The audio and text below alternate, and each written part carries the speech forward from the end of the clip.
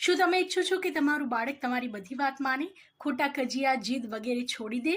તો તમારા વાણી વર્તનમાં આટલું પરિવર્તન લાવો. સૌથી પહેલું, જો નાની નાની વાતમાં તમારાથી માતા પિતા તરીકે કોઈ ભૂલ થતી હોય તો પ્રેમથી માફી માંગી લો. આમ કરવાથી બાળકમાં જવાબદારીનું ભાન આવે છે અને બાળક પોતાનાથી થતી ભૂલો સામે પણ જવાબદારી ઉઠાવે છે અને તમારી માફી માંગશે અને પછી એ ભૂલ નહીં કરે. બીજી વાત, બાળકને ક્યારે પણ ખોટા વચનો કે ખોટી ધાક ધમકી આપશો નહીં, તેને ખોટી રીતે ડરાવશો નહીં. આમ કરવાથી તમારો અને બાળક વચ્ચેનો વિશ્વાસ જે છે તે વધારે મજબૂત બનશે. અને ત્રીજી વાત, બાળકની અન્ય બાળકો સાથે સરખામણી ક્યારેય ન કરો.